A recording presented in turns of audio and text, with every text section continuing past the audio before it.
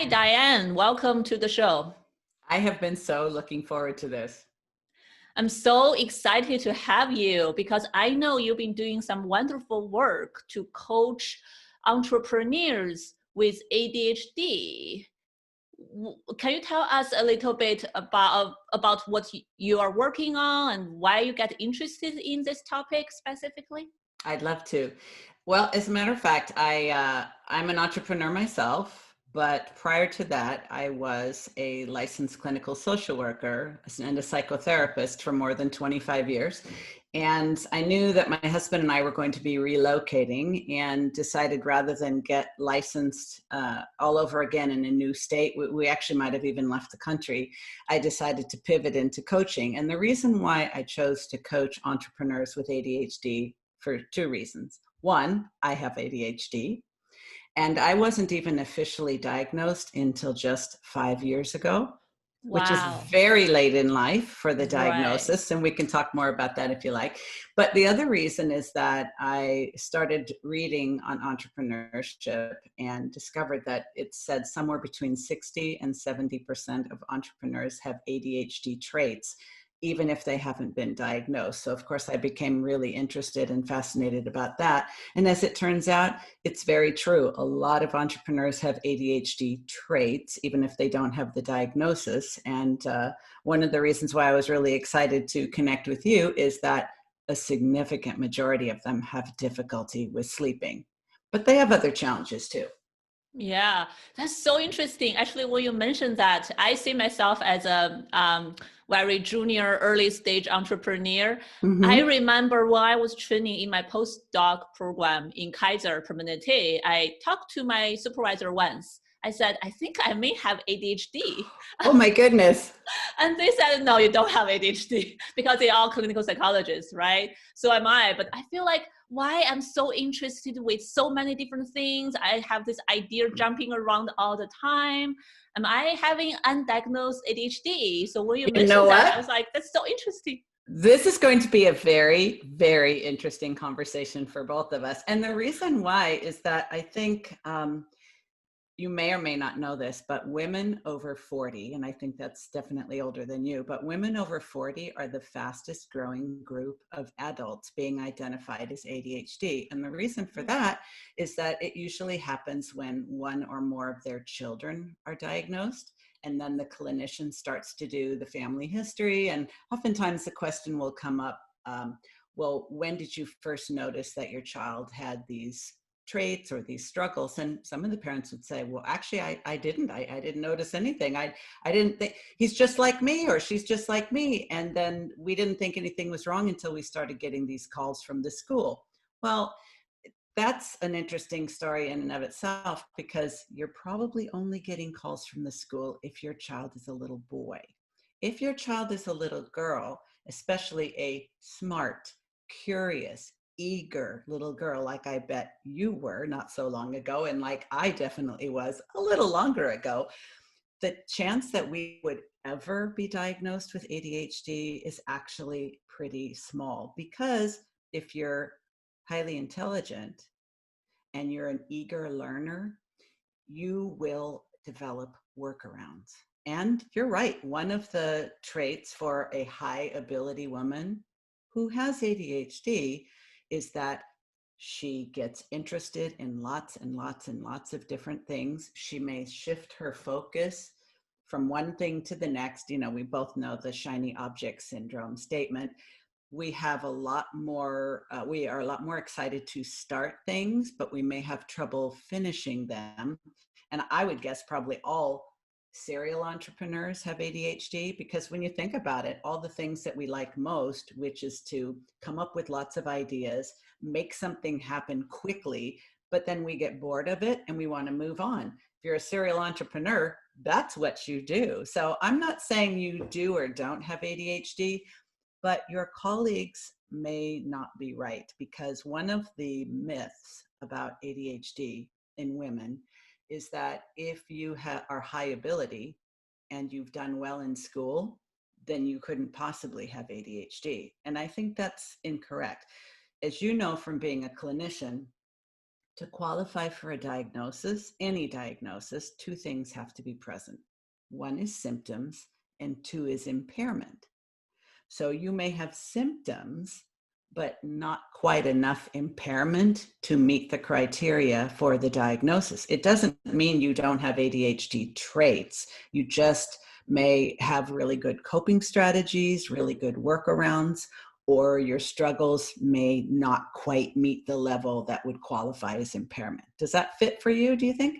That's so interesting. Yeah, that actually makes sense. I think I may have some symptoms, and actually over the years, I'm trying to use different ways to help myself stay on Mm-hmm. task and continuously working on that, not get bored, not just run away from a project halfway. I think Mm, that's what I noticed, right? Once you start something, hang on there, keep on doing. I think part of the reason behind I'm doing podcast, or what I was hesitant, make me hesitate to start a podcast at the first place, was what if I was so interested at the beginning and then I feel like I'm bored halfway, I just gonna drop it, right? So I think, that's right. yeah, but that's also, I think, whatever challenge we have in life, it can be turned into a transformation, a lesson, a way to really train ourselves. So I made a promise to myself is I want to really use podcast as a way to help myself practice how to Mm. continue doing things, how I to, think that's so smart. yeah, like, so whatever I think my weakness, maybe I want to turn it into a strength, or at least make it less a weakness. I think that's fantastic. And I think that's actually one of the things that I teach my clients. Before we started recording a moment ago, I was telling you that I launched a podcast in May myself. And I decided, even though it would be a wonderful opportunity to connect with other interesting women like yourself, I was nervous about having guests right away because I thought that will put pressure on me, that will create expectations. And I think it's better if I just do the first 25 episodes as a solo on my own, because then I know after 25 episodes, I'm either going to say, okay, I'm getting sick of this. It's not, the shiny's worn off. It's not really interesting anymore. I'm ready to move on to something else.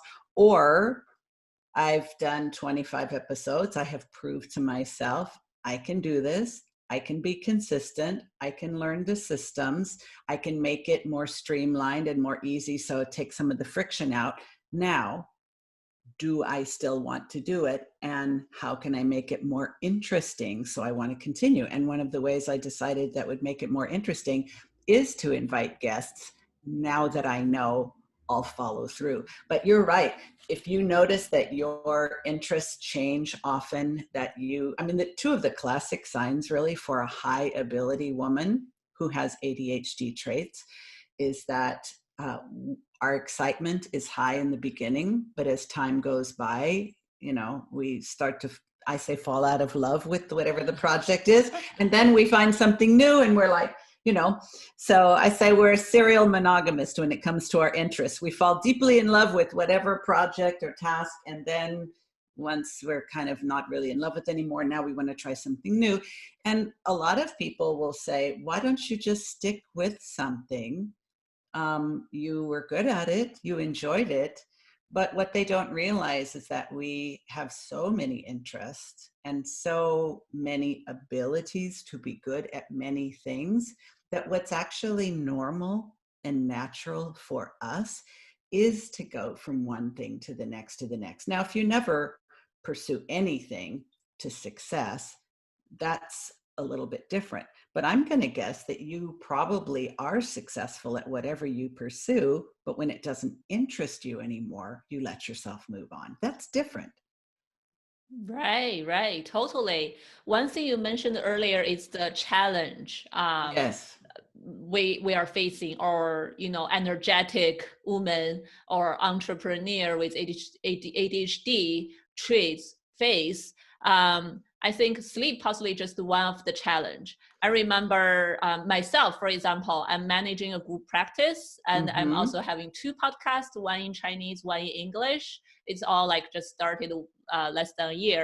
So, and I do other things too. So some of my colleagues or friends, they look at me, they're like, wow, you are managing all these things. You possibly don't sleep. Yes. I Right. was Well, like, because it would be extreme for them. I think it's one of the things. Let me tell you a little story. This was years before I was identified as ADHD. And it's very common for women to be diagnosed later in life because think about it, and you know this because you work with people of all ages, just like I have.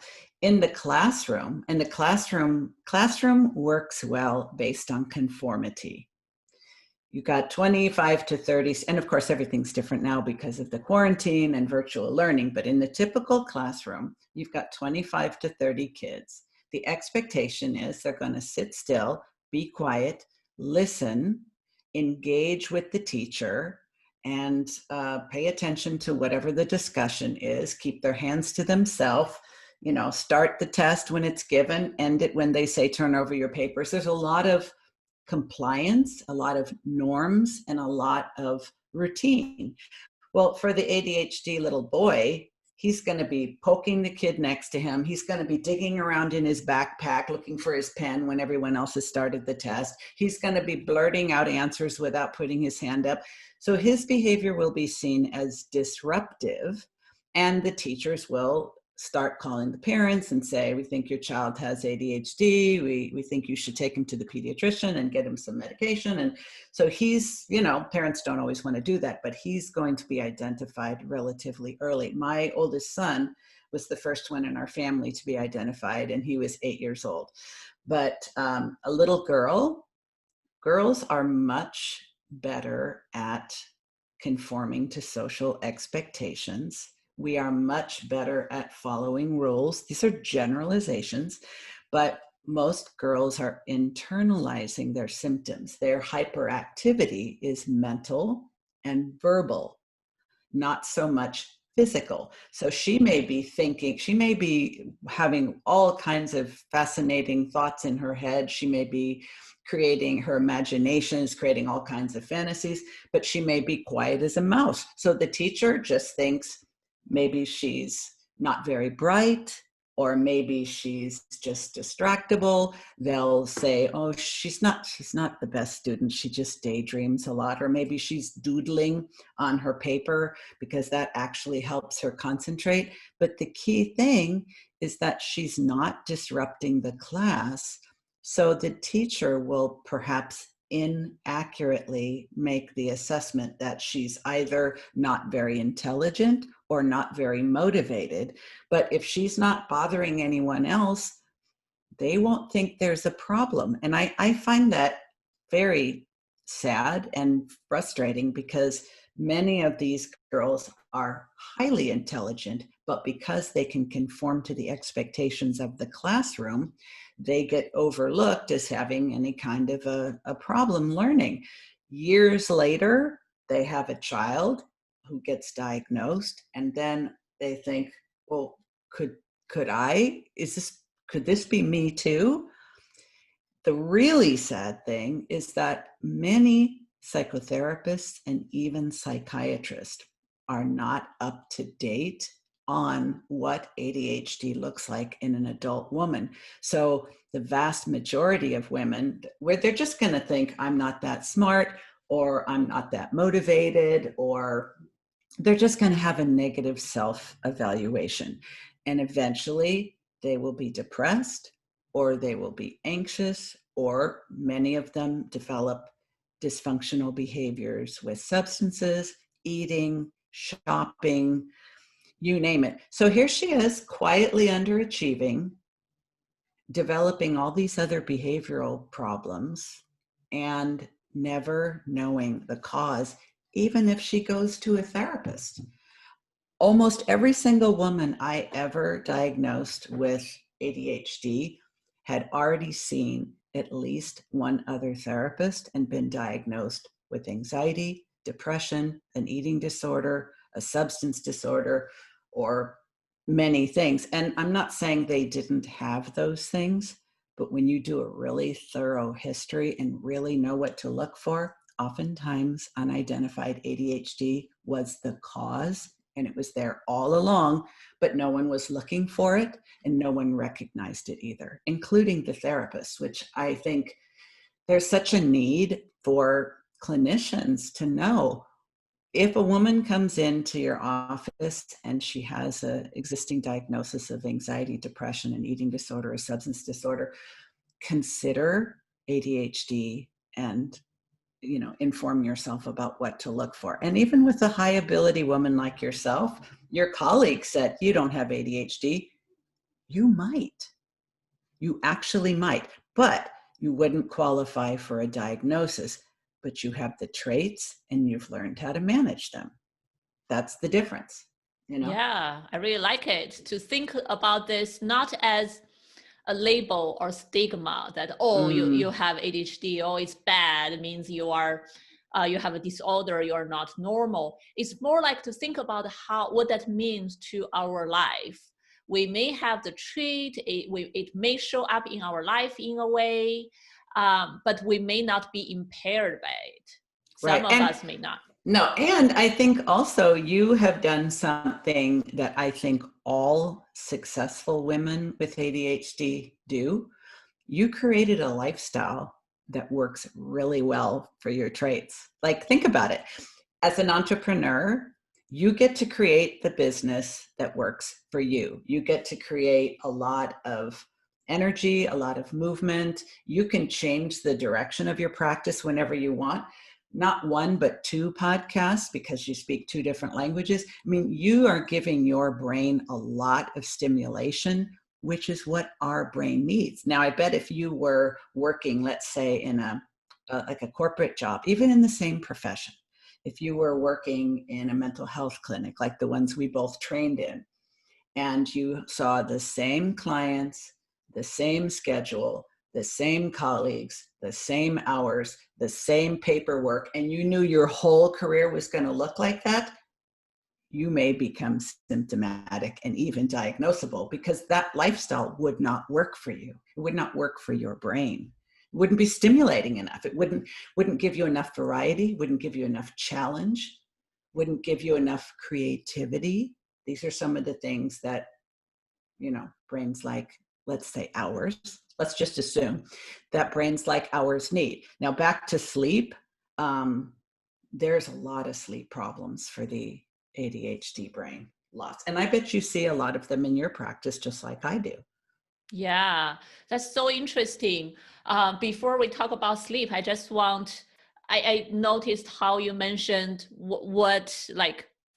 how successful women with ADHD traits to treat life, to create a lifestyle.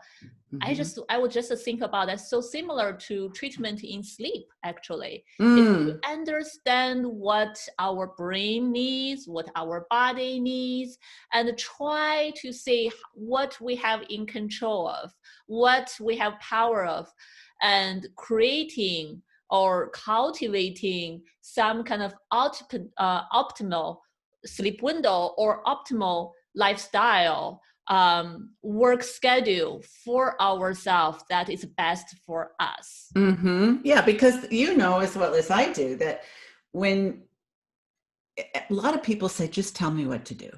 Just tell me what to do and I'll do it. And I say, no, you won't. You think you want me to tell you what to do because that sounds like it will make the struggle go away. You'll just get the plan, you'll follow the plan, and this problem will be a thing of the past. First of all, if you genuinely have ADHD, you might follow it for 2 weeks and then you're going to start resisting it because you'll be bored or there'll be some part of it that doesn't work for your lifestyle. I prefer to say, we need to understand who we really are and how we really are. We need to understand how much exercise we need, what kind of diet we work best with, how much sleep we need, and not only how many hours, but when to go to sleep and when to get up. We need to know, all the sleep hygiene information about how much light or darkness, how much sound or no sound. like really, really, really paying attention, because even not everybody who has ADHD has exactly the same needs. Some people need 6 hours of sleep. Some people need 9. I can't say, do this and it'll work for you. You have to get curious about your brain and think, if I was able to interview my brain and say, brain, I want us to get along better. I want you to be happier. So what do you need that I'm not giving you? And I think it's really fascinating when you're not seeing, like, not being able to sleep as a problem. And because you practice cognitive behavioral therapy, as I practice cognitive behavioral coaching, but it's very similar to CBT, that it's not so much the fact that people may have a problem that's the problem. It's what they make it mean. Mm-hmm. So a perfect example, like, okay, I have ADHD.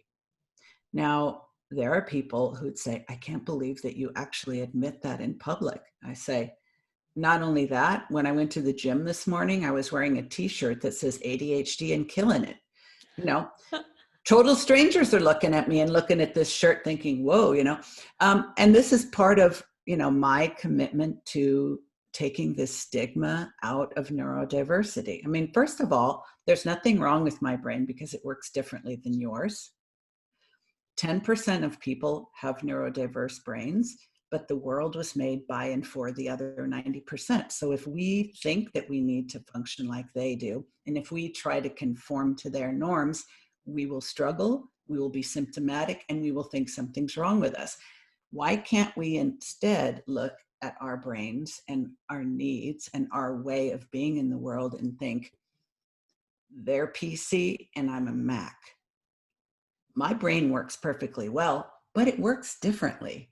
So I need to figure out how my brain works instead of trying to make my brain like other brains. That is not ever going to work. And there's a lot of things about the ADHD brain that are fascinating. And I would even say like super abilities. I mean, there are things that people with ADHD can do that neurotypical people under the best of circumstances can't do. And I think that's one of the reasons why there's so much confusion about ADHD, because you hear some people say it's a disability, it's a serious disorder, you should lower your expectations, you're never going to do anything important, you probably won't finish college, so on and so forth. And then other people will say, I love my ADHD, it's my freaking superpower. I'm like, well, wait, what is it? Is it a superpower or is it a disorder? Well, part of it is how you look at it. Part of it is how prominent your symptoms are. But are you really living a life that works for the brain you got? Or are you trying to live a life according to the brain you think you should have? And what changes could you make to suit your brain better? I mean, you suit your brain better by being an entrepreneur with multiple projects going on instead of trying to do one thing repeatedly. That would not work for you. But other people don't understand that. I bet you get a lot of questions. I've had many people say, I just don't know how you do so much. Or how did you make that happen so quickly? Or you've never done that before. How did you know what to do? Or why are you doing so many things at the same time? Because that's normal for me. It would not be normal for me to do one thing at a time over and over and over. In fact, that sounds awful. I would be miserable. I couldn't do that. You probably couldn't either. Yeah, you couldn't. Same here. Yeah, I figured out early on, I just cannot work in a hospital 9 to 5, 5 days a week. And it's just too confining. Boring. Yeah, I love the job. I love the work itself. I love seeing patients. I love to do therapy, but I need enough stimulation. I remember when I did some training in the college counseling center, I feel like every day it's so similar because they have a set schedule, morning meetings and clients, and then the last 1 or 2 hours you're going to write notes. Every day it's like that. I prefer hospital. Hospital at least has a little bit change. You run around to different units, you do slightly different things. yeah, I slowly shift what I think my brain needs, what make me happy. And I think that's very important for our audience to listen to this and think about, right? Whoever is listening, what you are experiencing in life, what do you know what your brain needs? Are you like one of the 90%, or your brain wired differently? You need to figure out something unique for yourself. Mm-hmm. But yeah, go ahead. Well, I'm impressed with the fact that you saw that you were different, and you paid attention to how you feel in different environments, and then you made the courageous choice to craft a set of situations that works for you. I think, and maybe it's generational because we are from different generations, but I think the majority of people think, well, I should be able to do this. And if I can't do this, there's something wrong with me. So I just need to try harder. No wonder so many people become depressed. I'm impressed with the fact that you noticed that you needed different things. You needed more stimulation. You needed more variety. You needed a faster pace. Your brain had different needs, and you felt better when you were in situations where you got more stimulation, and you gave yourself permission to do that instead of thinking that there was something wrong, that you didn't like the predictable, consistent routine. Right, just like you said, how our brain explains things, how we make sense of a situation. I never label myself as weird or abnormal. I just think I'm a little bit different. Maybe what works for other people not really work for me, then what can I do? I think I always, with education, with the license I always have multiple options. Then I'm willing to take a little bit of risk, right? To give myself 1 year to try to build my own practice. But it does not work, I always have other options open. So that's what behind myself. But before talking to you, I think I just really follow my instinct. I never really connect the dots and think about what may behind that, or maybe my brain needs all that. I never really think deeper about it. But this is what's so fascinating to me, is that, there are people that notice that let me put it a different way. I believe that a young child becomes aware when they're different, for whatever the reason. Let's say you are the only Chinese kid in your class and everybody else is this Latino or Black or white. You're going to notice that right away. Or let's say you are taller or shorter, skinnier or fatter. Maybe you're the only kid with the braces or glasses. Maybe you're the only kid with freckles. Maybe you're the only kid whose parents are divorced. Maybe you're the only kid that is bilingual.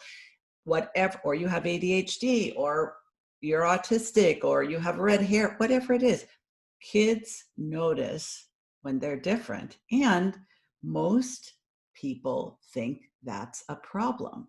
Now, what I'm so impressed by, and frankly, it's very exciting and gratifying to me, is that you noticed you were different, but you didn't make it mean bad, wrong, less than, defective, broken.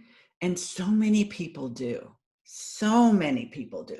And I think it's normal for humans to want to fit in. I mean, we have all these mirror neurons in our brain for a reason. We are social creatures. We want to be liked. We want to be accepted. We want to fit in. That is normal. But when you're different, and you might have to work harder to fit in, or you might have to create an environment of your own and then find others like you to fit with. But most children would not automatically think, well, I'm different, so I must need different things. Let me go figure out what those things are. I imagine you also must have had good parents. Yeah, I think my parents definitely are amazing, very nurturing, and never label me as wrong. I guess also they have limited knowledge about psychology, right? It's Chinese, everyone just grew in tough environment back then. So you just, whatever you are, once you follow the rules, everything is fine. They just expect you perform well in school, follow the rules. If you're a little bit jumpy, too many thoughts, they don't care. They just feed as you. long as you're successful, you're doing it. You got good grades. You can do whatever you want. That's a really good point. I was telling you earlier that the neighborhood that I lived in Los Angeles is about 75% Taiwanese and mainland Chinese people. So, I would have guessed otherwise. I would have guessed that you needed to conform more. But what you're saying is, as long as the outcome is good, that's what matters. How you got there, we don't care. You're fine with us. You get A's? Super. Yeah, I guess my parents possibly a little bit unique, but I'm definitely quite lucky. Another lucky thing regarding the sleep topic you mentioned earlier, I remember when I was younger, it was a little bit hard for my brain to shut down at night. Mm-hmm. I remember I made stories every time I try to go sleep. Mm-hmm. That's a way to soothe myself. Yes. I tell myself, I just gonna create a story. Normally halfway the story goes, I just gonna fall asleep. As I get older and older, fortunately, I somehow just learned how to soothe myself, and sleep has not been a problem for me. But I know you mentioned a lot of entrepreneur or women or human being, I think in general with ADHD, either misdiagnosed or ADHD trait. I know from literature, from research also, it's very common. Sleep problem is very common among this population. Extremely so. And as a matter of fact, some of my clients, when I was a psychotherapist for so many years, I was classically trained at UCLA, and I that just means that, you never talked about your personal life. I never, they didn't really know that much about me. It was more, the classic, it's all about the patient and they don't need to know anything about your personal life. Now as a coach, I reveal a lot more about myself. Clearly, all of my clients know that I have ADHD and that I was diagnosed late in life. But most of them will say, so, what about sleep? How do you get to sleep? And sometimes they get mad about this, but ever since I was a kid, I wake up in the morning, usually pretty early. The moment I open my eyes, my brain is already going, and I could immediately start a conversation if somebody was there. In fact, I've had to learn with my husband that, I'm awake 2 hours before he is. And I have to wait for him to come to me, because otherwise, early on in the marriage, I would wake up and he would still be asleep, and I would shake him and say, guess what I just thought of? And he's like, leave me alone. So I'm like, okay, but there's nobody else here and I'm really excited. I want to share this with you. So I've learned I can't do that anymore. And I have friends in different time zones. So if I just have to talk to somebody at 5 a.m, I have to call one of them. But so I wake up early, my brain is fully charged. And as the day goes by, it's like a battery, fully charged in the morning, and then it gets more and more and more drained. And by 9 o'clock at night, I'm pretty useless. And by 10 o'clock, I could just boom. And ever since I was a kid, I was that way. In fact, even as a teenager, I had a birthday sleepover with a bunch of my girlfriends. And 10 o'clock, I said, I'm going to sleep. And they're like, it's a party, for crying out loud. I said, well, stay up and have fun, but I got to go to bed. So I literally went to bed at 10 o'clock at my own party, because and if I stay up too late, like one time we had our flight delayed several times. So ended up having to fly really late and arrive late and go to the rental car place. I literally was trying to communicate to the guy at the rental car place, and I couldn't finish my sentence. My brain just shorted out. I just couldn't think anymore. And he's like, are you okay? I said, I'm really tired. But that's me. Most people with ADHD have a hard time waking up in the morning, have a hard time going to sleep at night. And many of them wake up intermittently during the night. So primary insomnia, secondary insomnia. One of my clients, one of our coaching tasks was to eliminate the snooze button because she literally had multiple alarms set for she gave herself 3 hours to wake up in the morning. Wow. And I said, no, that's not, I mean, that's your plan. And it's not a plan. Like, if you need to say, I'm not going to try to get up at 7 or 8 or 9. If you're going to get up at 10, then get up at 10. But getting up every 10 minutes for 3 hours, you might as well just acknowledge that you're not actually going to get up until the end of those 3 hours, because otherwise you're not getting any benefit from falling asleep and waking up and falling asleep and waking up. But like you had mentioned earlier, a lot of people with busy brains have a really hard time letting go of the waking day. Their brain is still, it's like a car, it's still running. And so lots of times they need to have rituals. I'm really big on rituals and habits and all that, because otherwise we're relying on willpower, and that's just not reliable. So I like wake up rituals, go to sleep rituals, and also letting go of the thought that there's something wrong with you, that you can't sleep, which is oftentimes half the battle, right? Don't you find that the thoughts that people have about not being able to sleep are actually a bigger problem than not being able to sleep? It's what they think about it. Yeah, exactly. And especially we often say, your sleep normally is fine. Occasionally we all have bad nights, but what make a sleep problem become or turn into a chronic sleep problem is when we start worrying about falling asleep or staying asleep itself. It just, right? That, like, we don't trust our body. We think we are broken. That start getting in the way of sleep. Yes. And then you develop like anxiety about sleep. And I think that's why the CBTI is so fascinating, because helping people choose different thoughts about their relationship with sleep, with falling asleep, with staying asleep, with waking up, all of that, that can be extremely stressful. And creating all that stress in your mind, you are creating stress chemicals in your body and brain too. So it just becomes a vicious cycle. Yeah, the ritual you talk about, I totally agree. I think as sleep specialists, what we often ask people to do, I think possibly can benefit people with ADHD traits, is also this wind down time, right? Before bedtime. But I think if our brain is busier than other people, we may need longer or more structured wind down time, and just give us, our body, our brain, more time to really relax and to be ready for sleep. And the morning routine also. Morning routine is so important. We often think, oh, sleep a nighttime thing. No, sleep starts from the time you open your eyes, you build up through the whole day. What you do during daytime, including the morning, impact how you can sleep at night. So it's all related. So morning routine definitely important too. Well, and I also know from being on your website that you teach and practice mindfulness.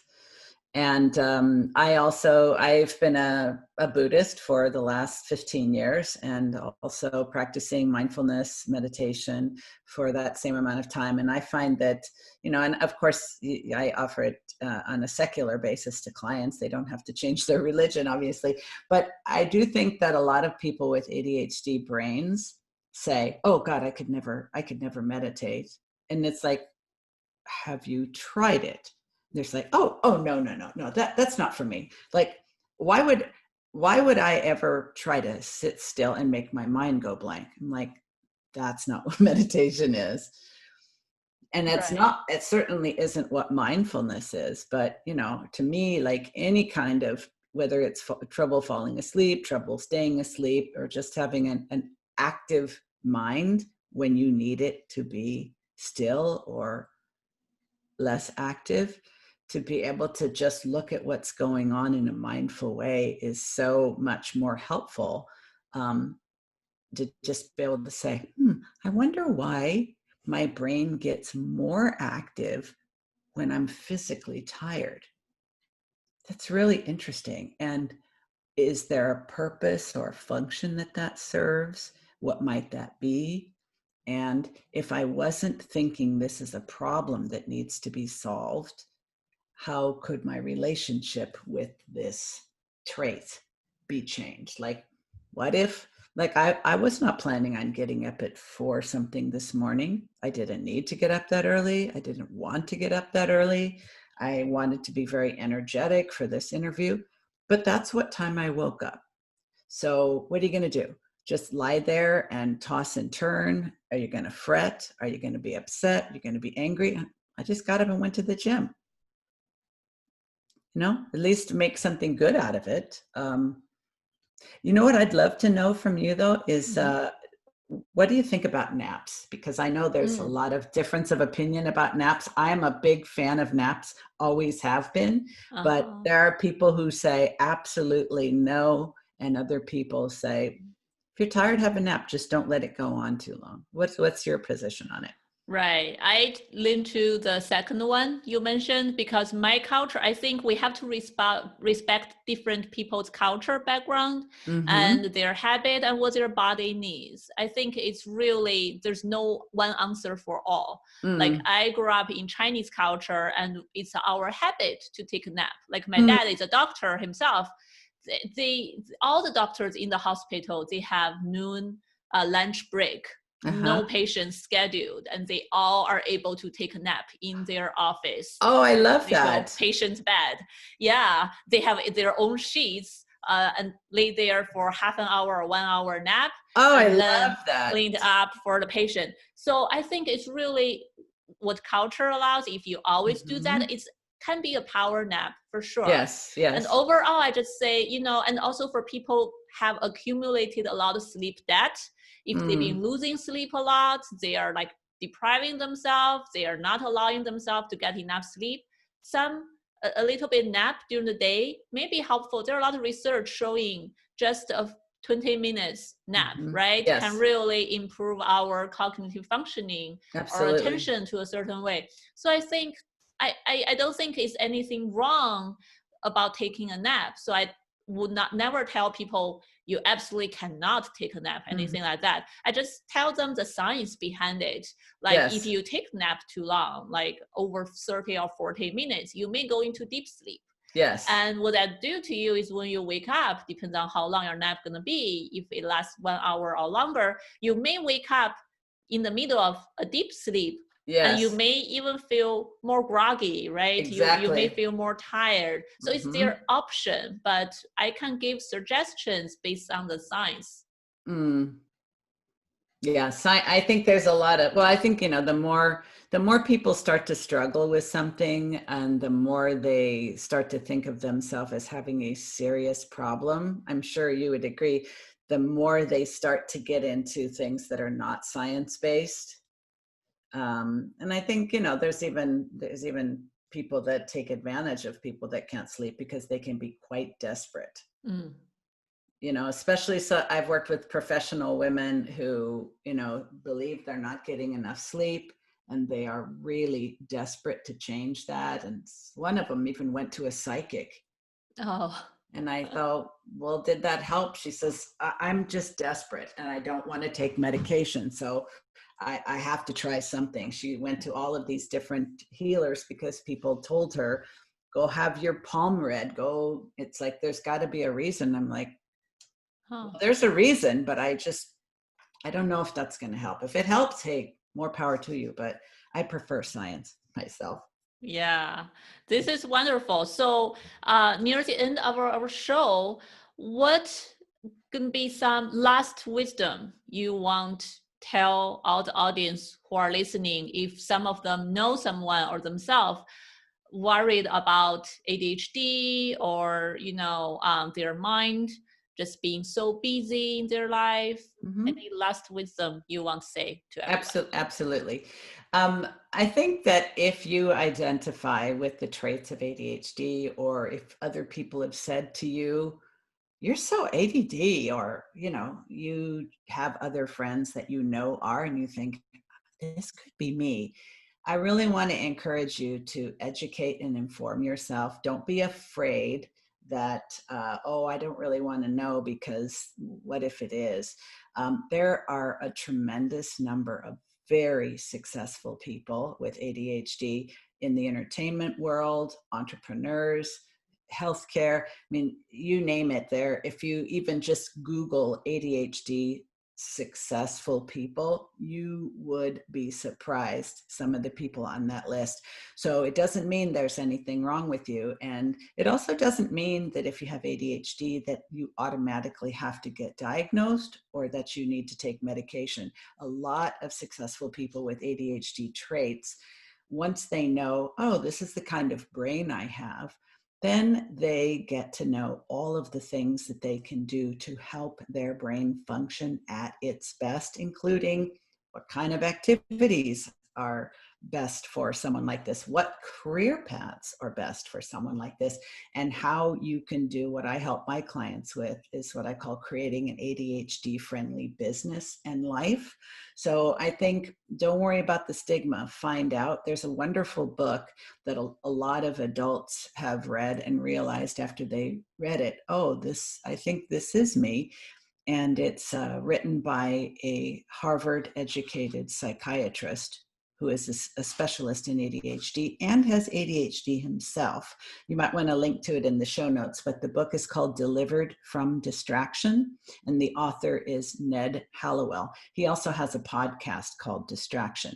And if they would like to get some more tips from me on how to be a successful female entrepreneur who happens to be ADHD, we can have you link to my website as well. And I have a freebie they can get called the 6 Steps to ADHD Mastery, and they can get on my list and get additional tips and stuff. I also have a podcast called The Driven Woman, and I didn't put ADHD in the title because I think for high ability women who may happen to have ADHD traits, they're really much more interested in achieving their goals and being successful. So that's what the show is geared towards. Great. Thank you so much, Diann. This is wonderful. Yeah. So I really like how you encourage people to think about, we always have hope, and how we think about situation, how we interpret it. It's so important. So don't just rush to put stigma on top of ourselves. No way. Yeah.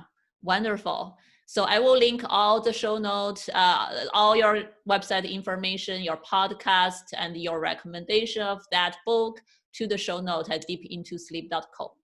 Thank you. Thank you. So great to have you. I enjoyed it a lot.